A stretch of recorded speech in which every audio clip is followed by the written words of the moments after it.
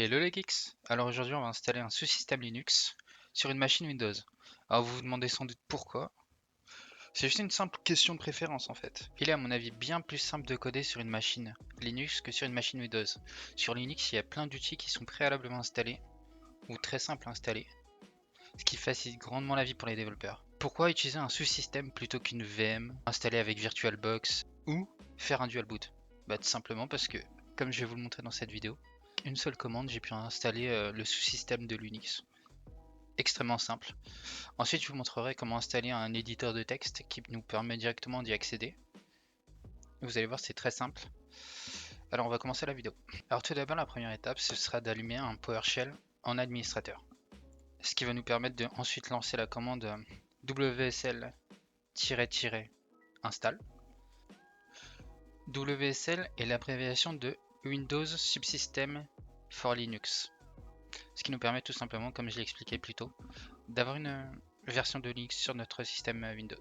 Alors, la commande, ici ça va nous activer les machines virtuelles et nous installer le sous-système directement. Donc ça fait toutes les commandes pour nous.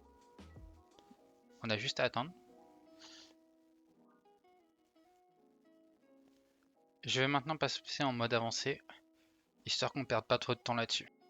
Voilà. Maintenant, tout ce qu'il nous reste à faire, c'est redémarrer notre système Windows. Durant le redémarrage, il va nous faire quelques mises à jour qui nous permettront d'avoir toutes les modifications et le sous-système.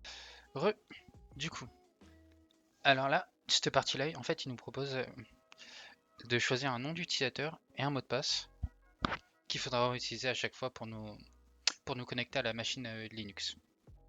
Moi, j'ai choisi mon pseudo et un mot de passe que je garderai secret. Alors maintenant, la machine a bien été installée.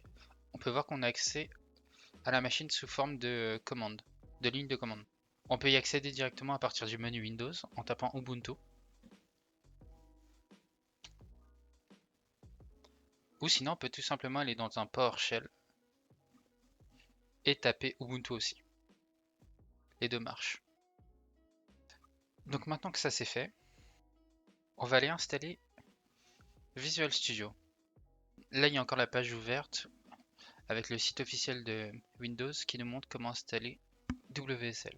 On peut bien voir que c'est avec une seule commande. Installation de Visual Studio.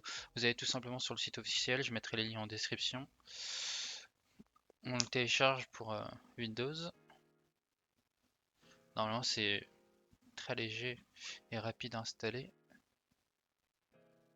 Tac.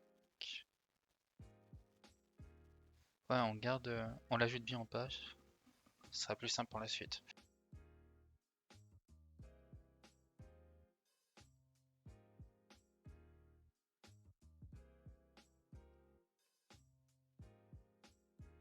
Une fois que Visual Studio est terminé d'être installé, on va le lancer.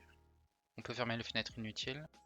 Là, il nous propose de choisir un thème. Moi, je le garde en Dark Theme, comme d'habitude. Même si c'est pas le meilleur pour nos yeux, en final. Donc là, vous voyez qu'on peut accéder et choisir des dossiers qu'on veut. Un éditeur de texte normal. Mais moi, c'est pas ce que je veux. Moi, ce que je veux, c'est accéder au sous-système. Alors, vous voyez ce bouton en bas à gauche? C'est tout simplement le bouton qui va nous permettre de nous connecter soit en SSH, soit par tunnel, soit par WSL, donc les sous-systèmes Linux comme nous on veut. Donc maintenant on va cliquer dessus, on choisit bien WSL, là il va nous installer toutes les extensions qu'il faut.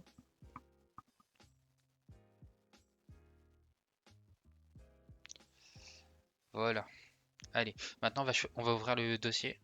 Vous voyez bien qu'il nous a ouvert le dossier avec votre nom d'utilisateur.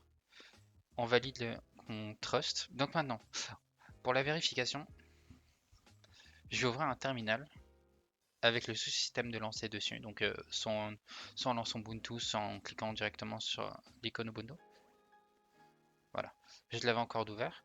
Je vais juste faire un pwd. On voit bien qu'on a ouvert le même chemin que ce qu'il y avait dans l'éditeur. Et là, quand je fais un ls-a, vous pouvez voir que les dossiers qu'il y a à gauche dans l'explorateur de fichiers, c'est les mêmes que ceux qui apparaissent dans le terminal. Il y a bash logout, .cache, il y a tout. Alors, juste pour préciser, pour ceux qui savent pas trop les commandes, en fait, ls, ça permet de lister tous les fichiers. ls-a, ça permet de lister les fichiers qui commencent par un point. Donc c'est pour être plus précis dans les recherches. pwd, ça permet de savoir dans quel dossier on se trouve à partir de la racine. Là, je vais lancer la commande mkdir, ce qui permet de créer un dossier. Comme ça, je le crée directement à partir du sous-système en ligne de commande. Et on voit bien que ça apparaît bien dans l'explorateur de fichiers de l'éditeur de texte. Donc on voit bien qu'en créant à partir du sous-système, ça apparaît et ça actualise. Et en créant à partir de l'éditeur, maintenant je vais montrer que ça apparaît aussi dans le sous-système. Donc c'est pour voir que la synchronisation marche bien entre les deux. Okay.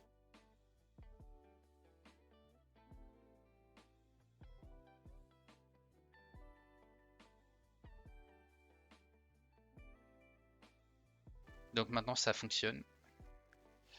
La synchro est bonne. Du coup je les supprime parce qu'on en a plus besoin.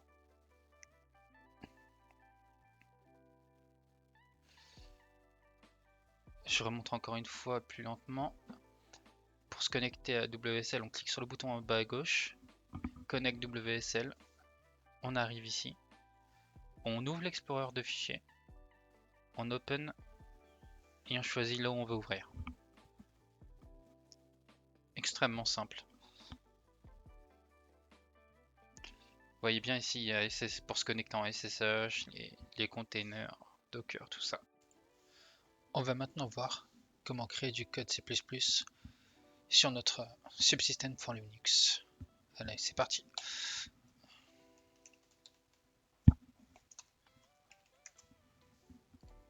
Je vais créer un dossier C++. Je fais un main.cpp.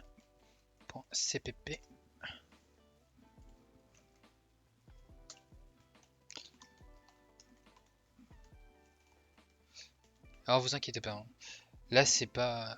Je vous expliquerai le code dans une prochaine vidéo. Cette fois-ci c'est juste pour tester que tout marche.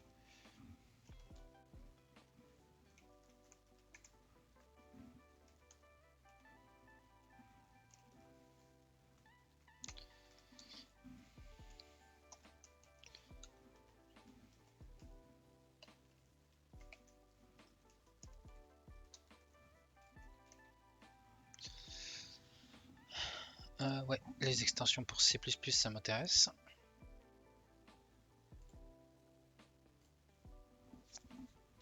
Ça peut toujours être utile. Ok, donc maintenant, on va ouvrir un nouveau terminal. Voilà. On va se rendre dans notre dossier learn C++.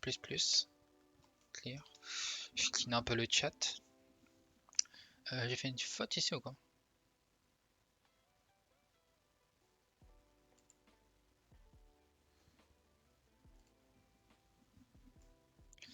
Ah, c'est parce que j'ai pas de compiler, je pense. Ok, donc là j'ai fait un G++ main.cpp. Et là, il me dit que j'ai pas le compiler pour compiler mon C++ file en un binaire. Donc ce que je vais faire, c'est que je vais copier leur commande. Je rentre mon mot de passe. J'accepte.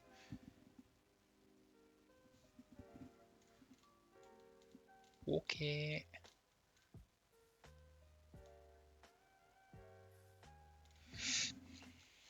Ok.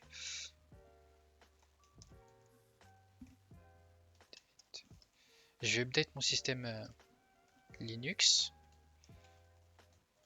C'est peut-être ça le problème.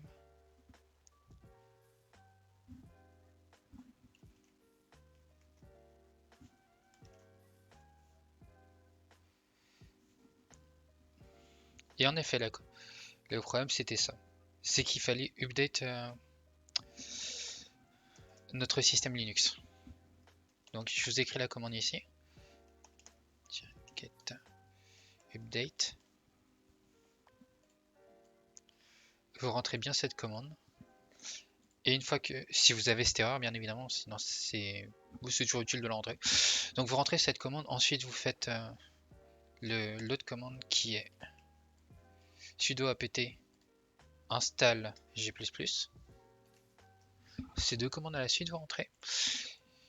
Et vous pourrez refaire la commande g++ main.cpp. Donc là il me disait qu'il y avait une erreur. Logique, j'ai oublié le point virgule. Tac. Je peux supprimer ça. Et là normalement il m'a généré un binaire. Vous pouvez le voir ici. a.out. Et j'ai bien mon hello world qui apparaît. Donc si vous avez des questions, n'hésitez pas à les poser en commentaire.